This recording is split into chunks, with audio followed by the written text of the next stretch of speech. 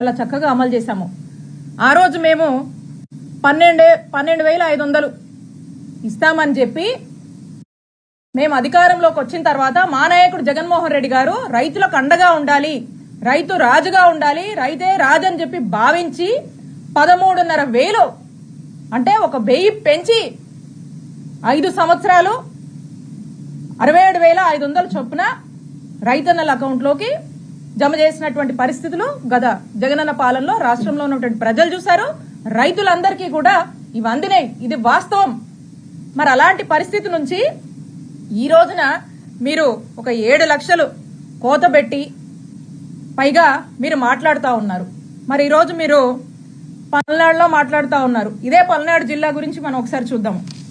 ఇదే పల్నాడు జిల్లాలో మనం చూసినట్టయితే జగన్మోహన్ రెడ్డి గారి హయాంలో అంటే 2023 నుంచి 24 ఆర్థిక సంవత్సరానికి 2,80,181 మందికి రైతు భరోసా కింద వీళ్ళందరికీ కూడా నగదు జమ చేయడం జరిగింది. మరి ఈ రోజున చంద్రబాబు నాయుడు గారు మీ హయాంలో ఈరోజు ఇదే జిల్లాలో ఇక్కడ నుంచే మీరు మాట్లాడారు కదా, నేను మిమ్మల్ని అడుగుతా ఉన్నా. ఈ రోజున మీరు చూసినట్టయితే 2,40,530 మందికి అందుతుందని చెప్పి అంటున్నారు. అంటే జగన్మోహన్ రెడ్డి గారు 2,80,000 పైగా ఇస్తే మీరు 2,40,000 పైగా ఇస్తున్నారని చెప్తా ఉన్నారు. అంటే 40,000 ఇదే పల్నాడు జిల్లాలో ఈ రోజు మీరు వచ్చిపోయినటువంటి జిల్లాలో కోత పెట్టారు. అంటే ఒక్కసారి ఈ మీడియా ద్వారా ప్రజలందరికీ కూడా చెప్తా ఉన్నా, ముఖ్యంగా రైతులకు చెప్తా ఉన్నాము, ఒక్కసారి ఆలోచించండి. ప్రతి రైతన్న ఆలోచించాలి. ఒక జిల్లాలో 40,000 తగ్గినాయి అంటే ఈ రోజు రాష్ట్రంలో ఉన్నటువంటి 28 జిల్లాలో 40,000 చొప్పున సగటును తీసుకుంటే ఎన్ని లక్షలు తగ్గుంటే ఒకసారి ఆలోచన చేయండి. 7 లక్షలకు పైగా కూడా ఈరోజు తగ్గించిస్తా ఉన్నారు. ఈ లెక్కను చూస్తే కూడా ఇంకెక్కువ ఉంది. కాబట్టి ఈ విధంగా రైతును మోసం చేసుకుంటూ మరి మీరిచ్చినటువంటి హామీ మీద మీరు నిలబడకుండా పైగా మీరు స్పష్టంగా చెప్పారు, మీ మేనిఫెస్టోలో మీ మాటల్లో చెప్పారు. ఈరోజు మాట తప్పి ఈరోజు రైతుల్ని మోసం చేసుకుంటూ మరి మీరు రైతులకి ఇంత చేస్తున్నా అంత చేస్తున్నా అని చెప్పి ఈరోజు మాటల్లో ఊదరగొట్టడం అంటే ఇక రైతుల బాధలు మీకు ఎక్కట్లేదని మీరు మీ ప్రభుత్వానికి పట్టవని మరొకసారి స్పష్టమవుతుందని తెలియజేస్తున్నాను. ఇక ఎలా అంటే మనం చూసినట్టయితే ఒకటే ఇది గుర్తొస్తా ఉంది. అన్నం పెట్టే రైతుకు సున్నం పెట్టడం అంటే బహుశా ఈ కూటమి ప్రభుత్వంలో చంద్రబాబు నాయుడు గారి నాయకత్వంలో సాధ్యమేమైంది. అలాంటి పరిస్థితులు మరి ఈరోజు రాష్ట్రం నెలకొన్నాయి. ఇంతకుముందు కూడా మనం చూసాము. 2014లో ఏమని మాట్లాడారండి చంద్రబాబు నాయుడు గారు? అప్పుడు ఏమన్నారు? సంపూర్ణ రైతు రుణమాఫీ చేస్తామని చెప్పారు. చేశారా? ఏదో ఎన్నికల మూమెంట్లో మళ్ళా 2019 ఎన్నికలకు వెళ్తున్నాం కాబట్టి ఏదో అరాకొర ఏదో మమ అనిపించుకోవడానికి హడావిడిగా ఏదో ఆ టైంలో ఎన్నికల మూమెంట్లో ఏదో ఇది చేశారు తప్పితే ఏ రోజున కూడా రైతుల పట్ల కానీ రైతులకు మంచి చేయాలనేటువంటి చిత్తశుద్ధి కానీ చంద్రబాబు నాయుడు గారికి లేదు, వస్తుందని కూడా మేము భావించట్లేదు. ఎందుకంటే వ్యవసాయం దండగా అటువంటి మహానుభావుడు మాటలు ఇంకా రాష్ట్రంలో ఉన్నటువంటి ప్రజలు రైతులు ఎవరు కూడా మర్చిపోలేదండి. మీరు రైతుల్ని ఆదుకుంటాను, రైతులకు నేను భరోసాగుంటాను, నేను భరోసా తీసుకుంటాను రైతులను అని చెప్పి మీరు మాట్లాడుతూ ఉంటే మీ మాటలు కూడా ఎవ్వరు రాష్ట్రంలో నమ్మే పరిస్థితులు లేరని చెప్పి మరొకసారి తెలియజేసుకుంటా ఉన్నాము. అందుకే ఇక్కడ ఎవరిని చూసినా ఏ రంగంలో వారిని చూసినా కూడా అందరినీ వరుసగా చంద్రబాబు నాయుడు గారు ఈ కూటమి ప్రభుత్వం వచ్చాక మోసం చేస్తూనే వస్తున్నారు. విద్యార్థులకు కోతలే, రైతులకు కోతలే, మహిళలకు కూడా ఏం చెప్పారు? మహిళలకు కూడా కోతలే. ఎందుకంటే ఆడబిడ్డలకు ఏమైనా బ్యాంకులో బంగారం ఉంటే ఏమన్నాడైనా అంతా కూడా విడిపించి మీ ఇంటికి తెచ్చిస్తామని చెప్పారు. ఏమున్నాయి? ఈరోజు చూస్తే ప్రతి ఒక్క రంగాన్ని మోసం చేస్తున్నారు. ప్రతి ఒక్క రంగానికి మోసము, ప్రతి ఒక్క రంగంలో కోతలే. ఆరోగ్య రంగంలో కోతలే, విద్యార్థులు కోతలే, మన రైతులకు సంబంధించి కోతలు, అన్నిట్లో కూడా కోతలు పెడుతూ మరి ఏదో మాట్లాడుతూ ఇష్టం వచ్చినట్టుగా ఏది పడితే అది మాట్లాడితే నేను ఏం చెప్పినా ప్రజలు నమ్ముతారు అనేటువంటి ఒక దీంతో మీరు ముందుకు వెళ్ళటము మనం చూస్తూ ఉన్నాము. మరి ఈ రోజున రాష్ట్రంలో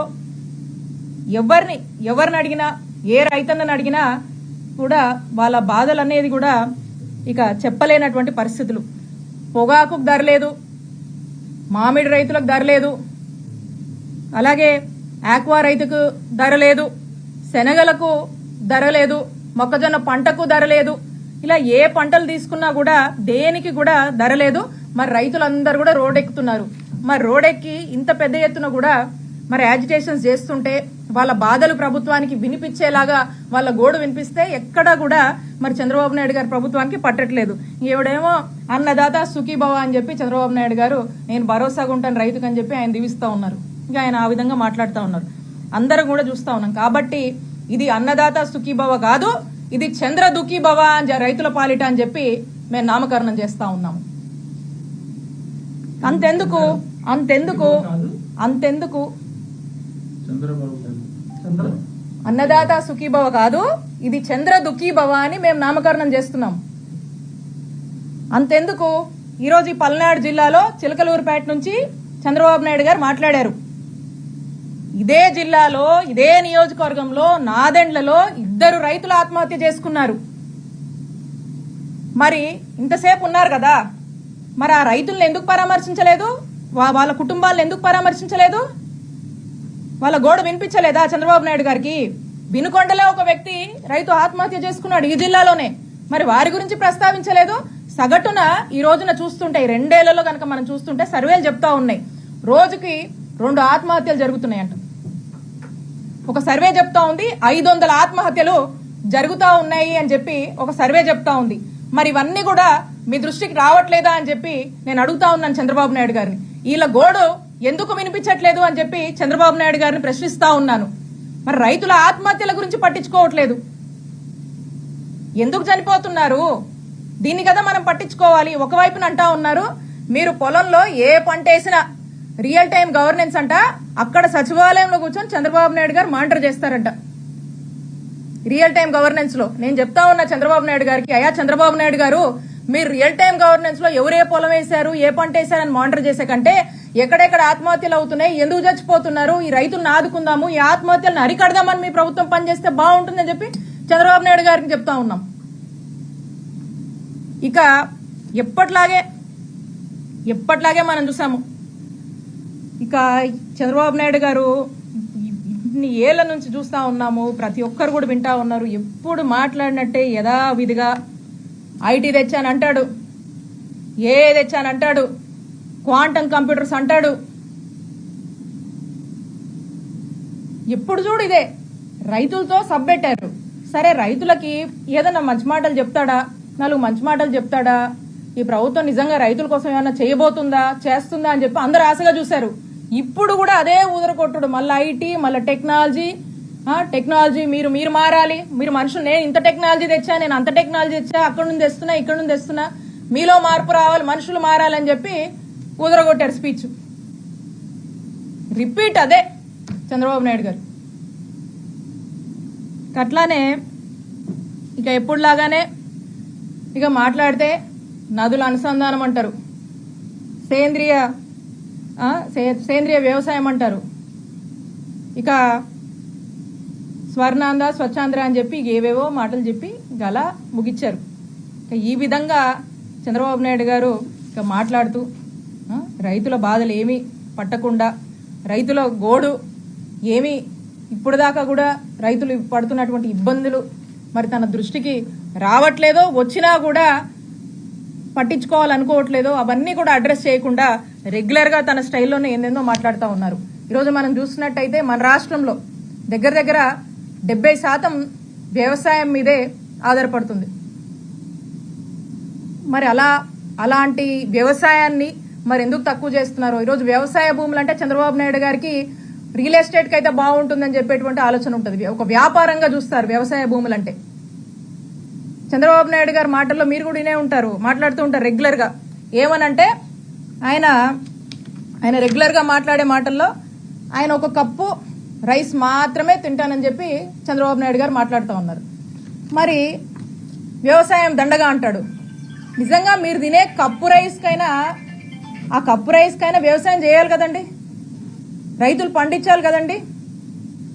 ఇవి కూడా చైనా నుంచో లేకపోతే సింగపూర్ నుంచో ఇవి కూడా దిగుమతి చేసుకోవాలా చెప్పండి చంద్రబాబు నాయుడు గారు.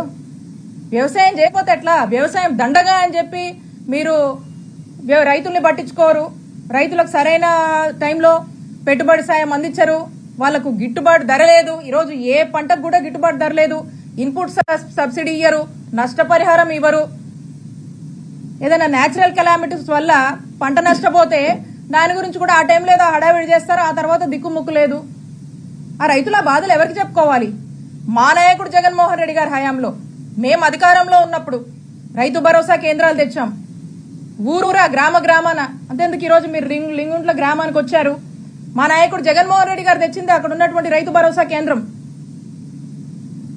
అక్కడున్నటువంటి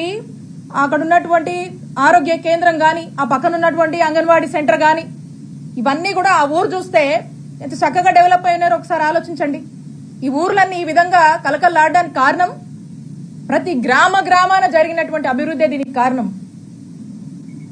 మరి ఈ రోజున మీరు మాట్లాడుతూ ఉంటారు.